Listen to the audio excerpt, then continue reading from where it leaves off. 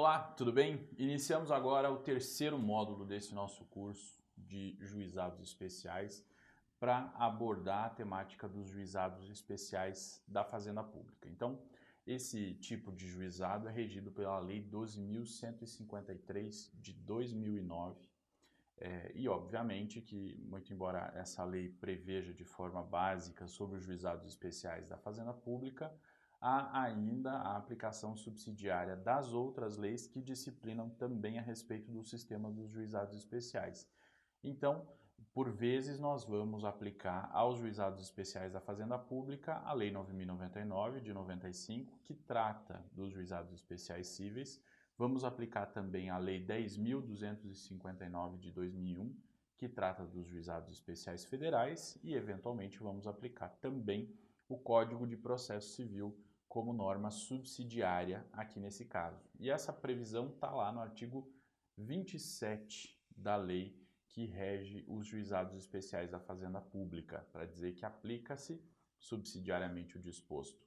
E aí ele faz referência à Lei 5.869 de 73, que é o CPC de 73, que foi revogado, mas nós temos que ler, obviamente, que agora faz referência à lei que instituiu o CPC de 2015.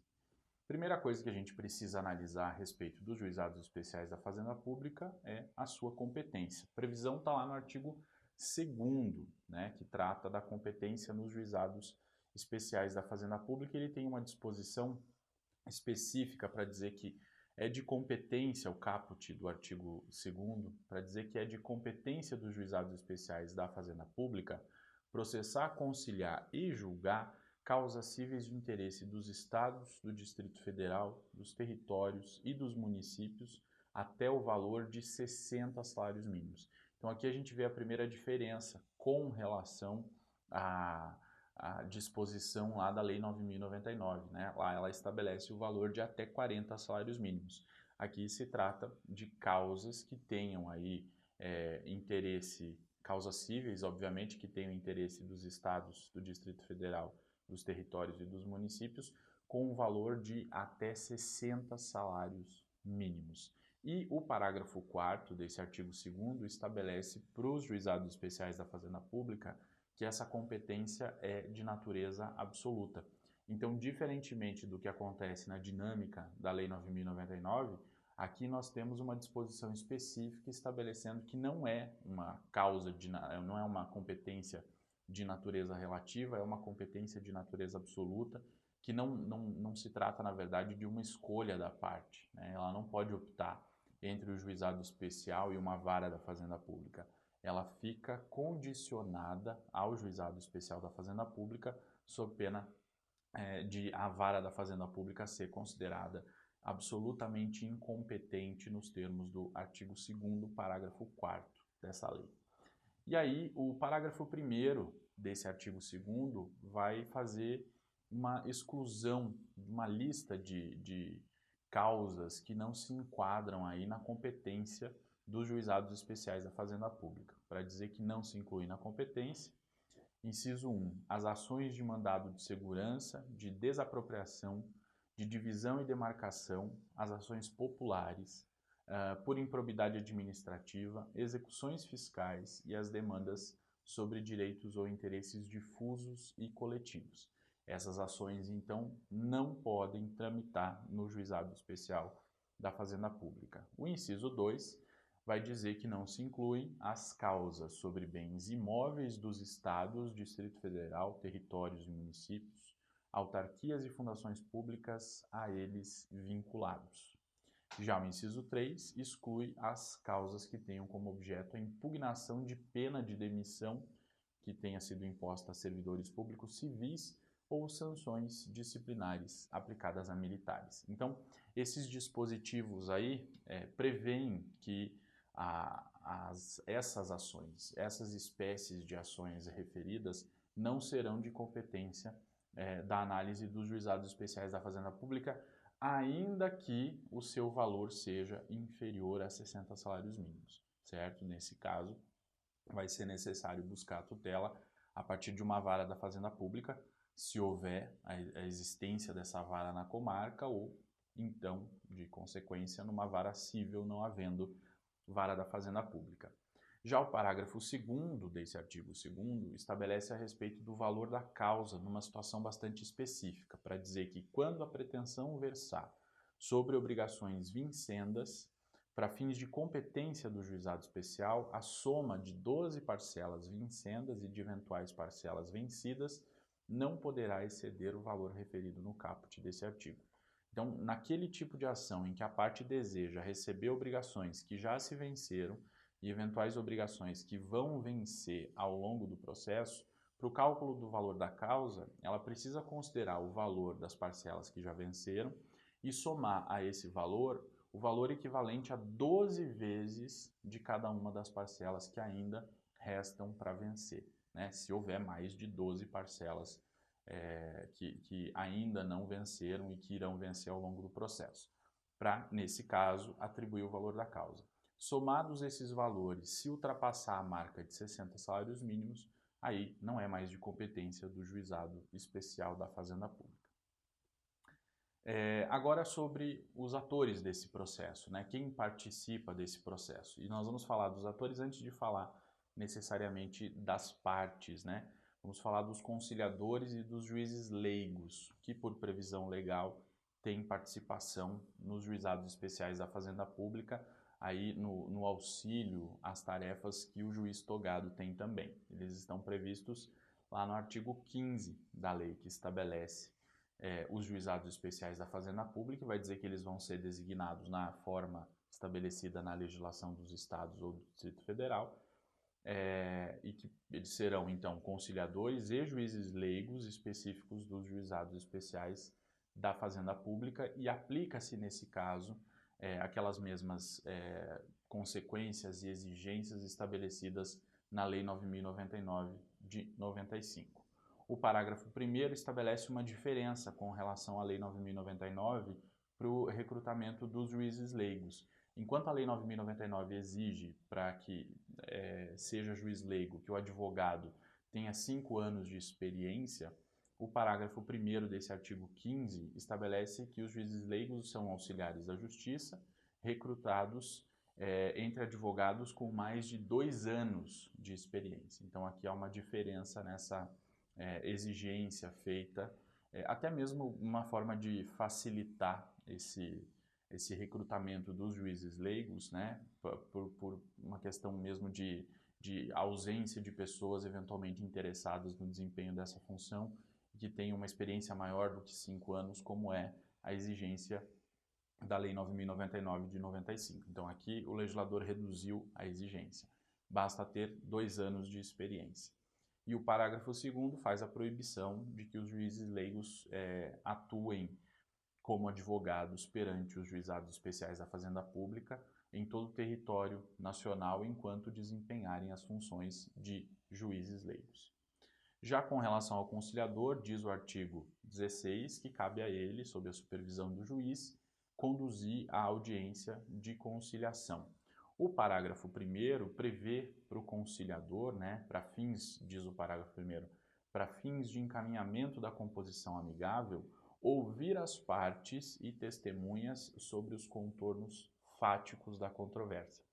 Então, ele possibilita que o conciliador tome o depoimento das partes ou tome o depoimento de testemunhas de modo a esclarecer eventuais questões que estejam em discussão naquela demanda e possibilitar que as partes, a partir desse esclarecimento, possam chegar a uma solução amigável para aquele conflito.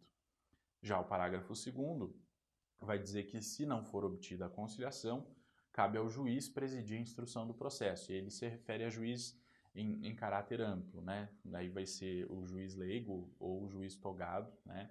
E se for o juiz leigo, vai ser o juiz leigo sob a supervisão do juiz togado. E esse parágrafo 2º possibilita a dispensa de novos depoimentos se o juiz entender suficientes para o julgamento da causa os esclarecimentos já constantes dos autos e se não houver impugnação das partes. Então aqui ele traz essa disposição específica até para evitar a repetição de depoimentos que já foram prestados.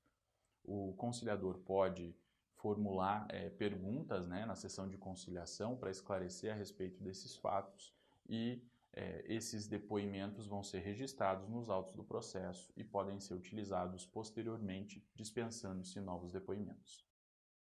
Continuando na nossa análise aqui a respeito das regras específicas dos juizados especiais da Fazenda Pública, nós temos que verificar o que a lei prevê a respeito das partes. E está lá no artigo 5º da lei, que podem ser partes no juizado especial da Fazenda Pública. Inciso 1, como autores, pessoas físicas, microempresas e empresas de pequeno porte, assim definidas na Lei Complementar 123 de 2006.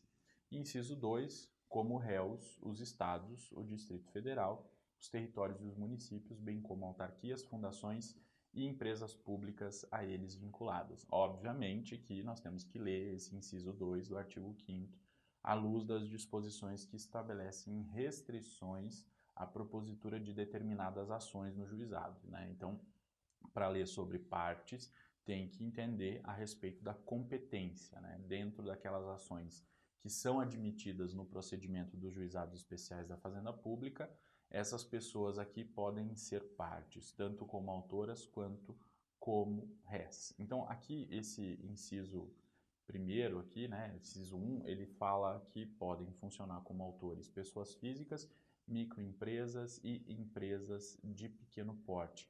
Basicamente a mesma disposição que havia no CPC, que há na Lei 9.099 de 95. O artigo 7º diz que não haverá prazo diferenciado para a prática de qualquer ato a ser de responsabilidade aí da Fazenda Pública, né? Diz lá, inclusive a interposição de recursos, devendo a citação para audiência de conciliação ser efetuada com antecedência mínima de 30 dias. Então, como se trata de um juizado específico, né, estabelecido aí uma competência também em razão da pessoa, né, que é a Fazenda Pública, não há essa diferenciação de prazos. Então, lá, como regra geral no CPC, nós temos a contagem dobrada de prazo para a prática de qualquer ato processual quando a parte for um órgão pertencente à Fazenda Pública. Aqui no juizado especial da Fazenda Pública, há uma proibição à incidência dessa dobra do prazo. Não há dobra do prazo. A única exigência que o artigo 7º faz é que a audiência de conciliação seja que o réu receba a citação para uma audiência de conciliação com essa antecedência mínima de 30 dias. Isso para que, obviamente, haja um planejamento e possa haver a participação sem problemas nessa audiência. O artigo 8º diz que os representantes judiciais dos réus presentes à audiência poderão conciliar, transigir ou desistir nos processos de competência dos juizados, nos termos e nas hipóteses previstas na lei do respectivo ente da federação. Então, quem são esses representantes judiciais? São os advogados, ou o advogado da União, né, no caso de ser a União, advogados, os procuradores do Estado, são os procuradores dos municípios, que são órgãos da advocacia pública que funcionam como representantes judiciais dos seus respectivos órgãos, né? E esses representantes judiciais da advocacia pública poderão transigir, poderão fazer acordo em nome da Fazenda Pública, desde que haja legislação específica daquele ente da federação, dos estados, do Distrito Federal ou dos municípios, autorizando e estabelecendo os limites dos casos em que vai ser possível a realização de transação. Já com relação à intervenção de terceiros, nós temos lá na Lei 9.099 de 95 uma proibição de intervenção de terceiros, né? Só se admite o litisconsórcio, e essa proibição também vale para os juizados especiais da Fazenda Pública. Não tem uma disposição específica na lei, mas aplica-se nesse caso subsidiariamente a Lei 9.099, seu artigo 10, que proíbe a intervenção de terceiros. Mas nós sabemos, porque a gente já viu isso, o artigo 1062 do CPC autorizou o incidente de desconsideração da personalidade jurídica, né, que é uma forma de intervenção de terceiro, colocada lá no CPC de 2015, permite o incidente da desconsideração da personalidade jurídica também no âmbito dos juizados especiais. E vale, nesse caso, o incidente de desconsideração para o procedimento dos juizados especiais da Fazenda Pública, quando for o caso. Com relação à previsão da participação do Ministério Público nesses processos, não há na lei que estabeleceu os juizados especiais da Fazenda Pública uma disposição expressa nesse sentido. Então, nós vamos aplicar também, subsidiariamente, as disposições da Lei 9.099 e do Código de Processo Civil, para dizer que, nesses casos, então, sempre que houver a presença de um daqueles requisitos estabelecidos no CPC para a participação do Ministério Público, ele deverá participar. A única menção que a Lei dos Juizados Especiais da Fazenda Pública faz ao Ministério Público é lá no seu artigo 19, parágrafo 3º, quando disciplina a respeito do procedimento de uniformização de jurisprudência e determina que, então, o Ministério Público seja ouvido antes de se uniformizar a jurisprudência a respeito daquilo. Mas nada impede que, havendo outros interesses, por exemplo, interesse público discutido numa determinada ação do Juizado Especial da Fazenda Pública, o Ministério Público, sob pena de nulidade, precisa ser intimado para participar, ok? Com relação às tutelas de urgência, o artigo 3º diz o seguinte: o juiz poderá, de ofício ou a requerimento das partes, deferir quaisquer providências cautelares e antecipatórias no curso do processo para evitar dano de difícil ou de incerta reparação. Então, aqui ele possibilita que o magistrado conceda tutelas de urgência, né? Porque ele fala em tutelas cautelares e tutelas antecipatórias, que podem ser concedidas à luz do que diz esse artigo 3º, de ofício ou a requerimento das partes. Naquela discussão sobre se há possibilidade de concessão de medidas antecipatórias ou cautelares de ofício, a doutrina vem discutindo isso há um bom tempo, né? Já havia essa discussão no âmbito do CPC de 73, essa discussão persiste no âmbito do CPC de 2015. Aqui há uma disposição expressa na lei falando a respeito da possibilidade. Há doutrinadores que defendem a inconstitucionalidade disso, porque o juiz estaria se substituindo no papel da parte e concedendo uma tutela provisória que a parte não requereu. E a gente sabe que quando se trata de tutela provisória, há responsabilidade objetiva daquele que é beneficiado pela medida, né? Então, numa eventual tutela provisória antecipatória, que não tenha sido requerida, por exemplo, a parte que se beneficiou, que é a parte autora, se ao final aquela tutela antecipada for cassada por algum motivo, né? Imagina lá que a ação seja julgada improcedente, aquela tutela antecipatória vai perder os seus efeitos, mas o réu sofreu prejuízos em razão da antecipação daquela tutela. E a questão que se coloca, quando a tutela é deferida de ofício, é quem seria o responsável por indenizar os danos que o réu sofreu, né? Então, toda essa discussão reside justamente nisso. Mas a lei diz que é possível a concessão desse tipo de tutela nos juizados especiais da Fazenda Pública. E o artigo 4º complementa o dispositivo no artigo 3º para dizer que somente será admitido no âmbito dos juizados especiais da Fazenda Pública recurso contra a sentença. Então, ele estabelece como regra a irrecorribilidade das interlocutórias, exceto nos casos do artigo 3º. Quer dizer, então só há recurso inominado contra a sentença. As interlocutórias são irrecorríveis, exceto as decisões interlocutórias que defiram aí medidas, tutelas antecipatórias ou tutelas cautelares, nos termos do artigo 3º. E aí caberia, de acordo com o artigo 4º, recurso dessa decisão. Essa lei não diz qual é o recurso que caberia contra essa decisão, então nós temos que ir ao Código de Processo Civil e lá o artigo 1015, inciso 1, vai dizer que contra esse tipo de decisão cabe o recurso de agravo de instrumento. Então é cabível o agravo de instrumento no âmbito dos juizados especiais da Fazenda Pública nessas hipóteses aqui de tutelas, decisões interlocutórias a respeito de tutelas cautelares ou tutelas antecipatórias. Com relação aos atos de comunicação nesse processo dos juizados especiais da Fazenda Pública, diz o artigo 6º que, quanto às citações e intimações, aplicam-se as disposições do CPC. Um dos requisitos específicos que a gente já verificou lá no artigo 7º para a citação é que ela precisa ser feita com antecedência mínima de 30 dias em relação à audiência de conciliação. E o artigo 8º, parágrafo 2º da lei que rege os juizados especiais federais estabelece a possibilidade de intimação por meio eletrônico e isto se aplica também aos juizados especiais da Fazenda Pública subsidiariamente. Com isso, nós encerramos essa primeira aula dentro do módulo dos juizados especiais da Fazenda Pública, analisando essas questões gerais. Na próxima aula a gente vai ver a respeito da petição inicial e os atos que se seguem a ela. Até mais!